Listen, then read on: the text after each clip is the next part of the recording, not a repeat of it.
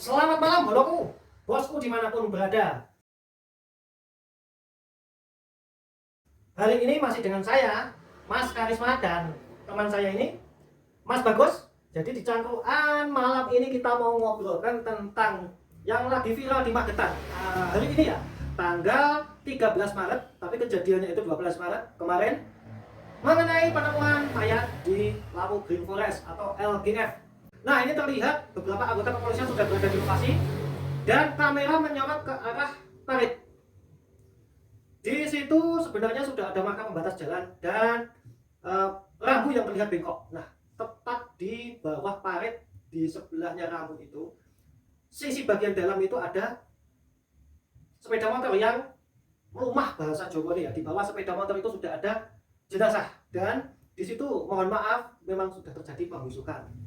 Lokasinya tepat di atas LGF Lawu Green Forest di tikungan tajam dan ini posisinya kendaraan itu memang sempurna menghadap ke atas, roda di atas, korban berada di bawah. Oke, dari tampilan video yang sudah kita tampilkan baru saja, akhirnya ditemukan fakta bahwa yang bersangkutan bernama Sela Amelia Kristianti. Sela gitu aja Mas Bagus ya. Ya kita ngobrol sambil santai ya teman-teman. Bahasa obrolan warung karena kita juga lagi di warung, lagi nyantai-nyantai sambil membahas sesuatu yang lagi diperbincangkan banyak orang. Nah, siswa UGM yang sudah dilaporkan hilang sejak tanggal 25 Maret 2025. Jadi ini pada saat puasa ini sebelum ini gambar pencarian orang ya, ini laporan kehilangan kita tampilkan nanti di layar monitor. Laporan kehilangannya seperti ini. Nah, menurut laporan dari Polres tempat itu ada kronologi kejadian dan kita bisa sampaikan garis besarnya. Jadi pada tanggal 12 April jam 10 ya Mas Bagus, coba dibacakan Mas Bagus. Pada hari Sabtu tanggal 12 April 2025 sekira pukul 10 waktu Indonesia Barat, saudara Amaluddin pelapor ya berada di Jalan Raya Taman Sari jalur atas LGF atau Lawu Green Forest masuk kelurahan Sanangan ya, Kecamatan Lausan, Kabupaten Magetan. Dan di situ tercium bau busuk yang menyengat sehingga saudara Amaluddin ini berusaha untuk mencari sumber bau tersebut. Nah, setelah itu saudara Amaluddin si pelapor ini melihat ada satu unit sepeda motor jatuh ke parit dengan kondisi terbalik dan di bawahnya ada jenazah seorang perempuan yang berdiri sepeda motor ya. Oke. Kecurigaan sementara adalah laporan dari orang hilang yang kemarin tanggal 25 itu sempat dipublikasikan secara besar-besaran di seluruh jajaran kepolisian Karesidenan Madiun bahkan seluruh Indonesia itu. Ini dari Madiun AE. Dari Madiun AE yang mempublikasikan tentang kehilangan Dik Sela, ini keluarganya lepas kontak. Pada akhirnya ditemukan Dik Sela ini sudah dalam kondisi meninggal dunia ya. Mohon maaf, memang kejadiannya seperti itu di Lawu Green Forest dan kondisinya sudah posisinya di atasnya ya, di atasnya Green Forest itu loh. Ada di atas LGF.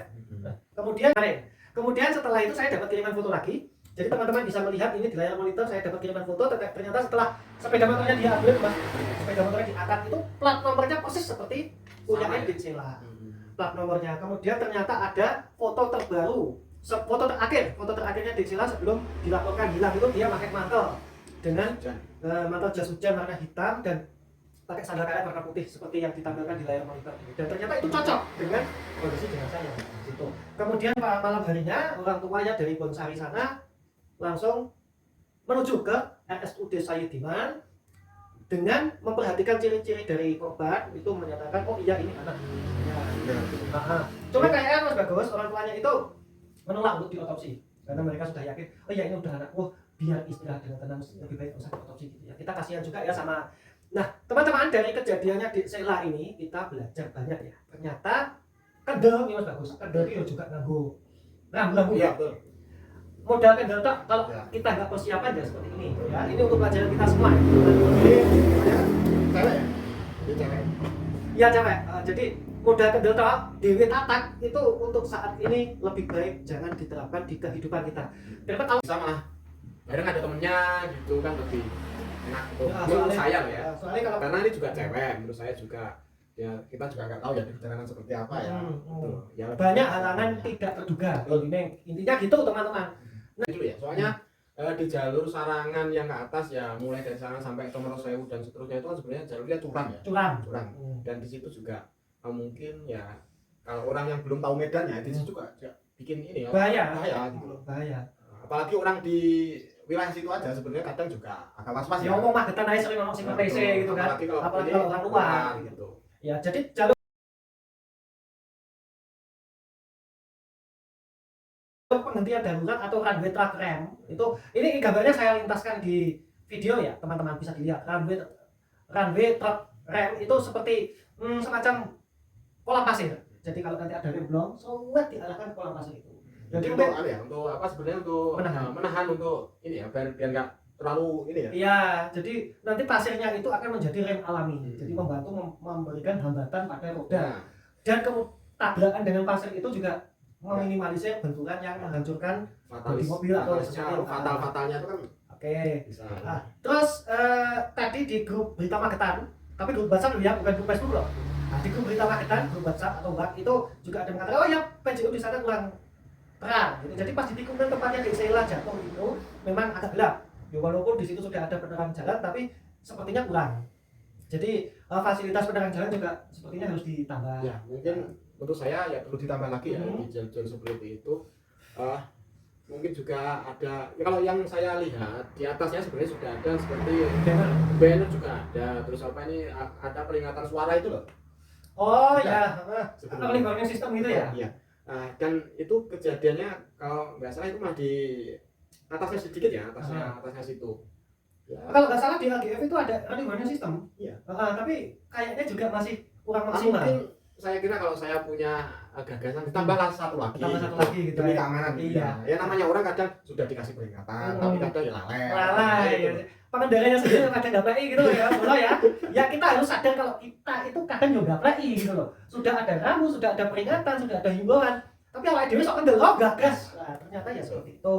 Nah, kemudian saran dari masyarakat yang ketiga itu yang kita dengar itu ditambah juga CCTV lalu lintas yang bisa diakses atau minimal bisa merekam kejadian-kejadian di memudahkan juga ya pihak kepolisian ataupun yang ini kalaupun ada nanti sesuatu keadaan seperti apa kan bisa melihat dari situ CCTV ya untuk investigasi. Soalnya di situ kan kalau malam, khususnya kalau malam ya ini kan sepi kadang. Jadi kalau ada CCTV juga, kalaupun nggak ada saksi ya atau siapa kan ada kamera. Ada kamera. Karena di situ rawan kejahatan, rawan kecelakaan, rawan macam-macam ya Mas ya. Nah, terakhir itu banner himbauan dan rambu hati-hati. Kayaknya ya ini kalau banner himbauan dan rambu hati-hati ini ya memang. Terus saya juga mengingatkan satu lagi. Ini kan si korban ini kan motornya Matic ini. Ya ini untuk diwaspadai juga tentang motor Matic itu kan juga kita kan harus apa suspensi rem sama ya kekuatan mesinnya itu juga beda kan. Apalagi jadi sering ngeblong. Tuh jadi ya saya ingatkan juga ya sama teman-teman juga yang sering naik kapal pengendara yang pakai motor Matic itu juga kan di situ jalurnya menurut saya curam juga emang curam gitu. Jadi ya untuk Matic itu juga ya seperti itu dan punya gigi otong. Apalagi kalau vandalnya itu nanti putus di atas itu sih. Ya kemungkinan sih, tapi remnya yang saya kan nggak ada. Kalau motor persenakan kan bisa engine brake kan. Kalau ini kan nggak bisa. Iya. Kita hanya mengandalkan rem aja. Tetapi ada satu cerita misteri juga Mas Bagus. Ini aku nggak. Ini kembali ke misteri. Ya akhirnya ke misteri. Balik ke misteri juga. Entah ini benar apa enggak kita nggak tahu. Tapi kalau dari penuturan dari mulut ke mulut, ya. Dan kemungkinan validnya hampir 80%. Cuma kita nggak ngerti lagi penuturnya itu siapa. Ini obrolan masyarakat loh ya. Ya, obrolan masyarakat. Kalau nggak salah itu saya dengarnya begini. Jadi sebelum si jenazah ini ditemukan, sebelum jenazah ini ditemukan, sebenarnya ada kecelakaan kedua di situ. Nah, dari kecelakaan kedua itulah akhirnya kan timbul kejadian saling tolong menolong antara pengguna jalan gitu ya Mas ya. Baru di situ kok mencium bau busuk, tercium bau busuk, loh bau busuk ini dari mana gitu kan? Jadi gini, biar enggak gini kan. Nah, jadi ceritanya kan waktu itu belum ketemu kan? Ya, belum si ketemu. mayat ini sama motornya yang korban ini ketemu. Nah, ketemunya itu gara-gara ada kecelakaan. Ada kecelakaan. Dan kecelakaannya tepat di daerah itu gitu loh. Di tempatnya si korban Di ditemukan ya. tempatnya korban ditemukan Di itu. areanya. Dan cerita mistisnya di sini. Jadi katanya si korban yang kedua yang menjadi pemicu ditemukannya jenazah ini. Dia kayak ada orang nyebrang lebat gitu loh, kayak dicegat pejalan kaki, akhirnya dia menghindari itu terus jatuh. Nah ini kayak semacam kayak di Denny Mamadi ya gitu. Ya semacam kita nggak bisa ini ya, walaupun mungkin si arwahnya si Sela ini kita nggak tahu ya kita untuk menunjukkan Bahwa aku di sini. Aku di sini, tolong gitu kan. Mungkin ya kita juga ini namanya.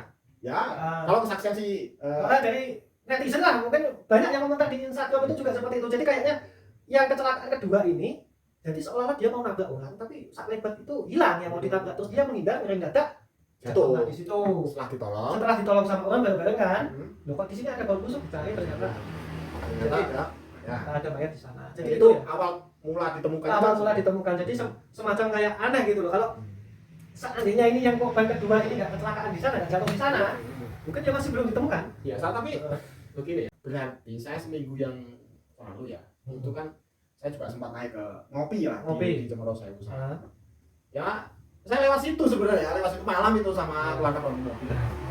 Ya, saya di mobil itu ngobrol juga sama saudara-saudara keluarga. Ini tempat rawan tak gitu ya. Tapi saya nggak tahu kalau nggak tahu. Mungkin ya, dan ternyata memang ada di situ ya, mungkin. Nah, dari sekian banyak pejalan kaki yang lewat sana, pengendara yang lewat sana itu kan juga nggak tahu di situ. Ya mungkin karena gini ya, posisinya itu kan di situ likung terus turun, mungkin juga orang mau berhenti di situ ngapain, jadi nggak jalan juga dijadikan umpamanya kalaupun menurut saya kalaupun berhenti di situ, kalaupun nggak motor nggak apa-apa atau kan, dan di situ jarang banget saya lihat itu orang berhenti di situ memang. Iya memang. Emang jalurnya emang agak ekstrim sih. Ya sebenarnya nggak terlalu tajam tapi panjang gitu loh. Kayak tikungannya ya memang nggak tajam ya, cuman yo lucu Mas ini lewat kono Mas. Orang hati-hati ngeremnya hati-hati tenan ya memang rada bahaya. Jadi menurut saya kesimpulannya ya kita harus safety riding ya. Ya jadi kesadaran pribadi kita juga harus bagus dulu, baik dulu, baru kita menuntut dinas terkait memberikan runway truk rem, kemudian PJU, kemudian CCTV lalu lintas, banner hati-hati, himbauan dan lain sebagainya. Jadi kita mulai dari diri kita sendiri, baru kita menuntut kebaikan dari orang lain. Karena ya ibaratnya kalau kita sendiri tidak mau mentaati itu, buat apa kita kayak satu lantas memberikan fasilitas seperti ini, ujung-ujungnya nanti dilanggar. Disub membuat banner atau rambu himbauan dicoleti pakai pilok, vandalisme dan lain sebagainya. Yang gitu kan? saya sangat sayangkan itu loh. Itu sebenarnya buat orang banyak. Jadi jangan lagi dicolot-colot seperti itu ya. Sebenarnya ya kasihan sama yang lain. Apalagi kalau sampai itu ya besi pengaman yang di tebing itu banyak yang ditetel, dicolong. Iya, mata kucing itu dijupuk, dituk ada di dalam piye. Itu loh stiker mata kucing yang ada di pembatas tebing itu untuk keamanan itu banyak yang nyuri, banyak yang lepas. Nah, kalau kita minta fasilitas yang lebih bagus sementara kita sendiri sebagai masyarakat tidak mau menjaga itu, ya percuma nanti. Tidak akan ada efek atau dampak yang signifikan. Jadi pada intinya ya harus dua-duanya, dua arah. Dari pemerintah memperhatikan, dari masyarakat kesadarannya juga harus lebih tinggi. Kalau enggak sadar kapan kita maju gitu ya? Kapan kita maju? Negara lain sudah begitu apa ya Mas? Kita masih makan singkong terus. Ya. Jadi itu kita hari ini tentang kejadian viral di LGF, yaitu penemuan Sheila Amelia Kristiani dari Bonsari. Yang semoga arwah beliau tentang disisinya. Kita juga mohon maaf apabila ada salah kata atau salah ucap, salah ulasan, karena kita juga manusia biasa. Postingan YouTube kita kali ini, konten YouTube kita kali ini semata-mata untuk edukasi bagi masyarakat, bukan berniat untuk menginteri dan bukan berniat untuk terlalu nguyo-nguyo korban. Hanya obrolan warung. Kita hanya obrolan biasa, obrolan santai ya Mas ya. Betul. Oke. Terima kasih, semoga berkenan di hati pemirsa semuanya. Bolo-boloku, angkringan BC. Jangan lupa di subscribe dan di follow ya konten-konten Instagram YouTube kita. Jangan lupa juga tekan loncengnya.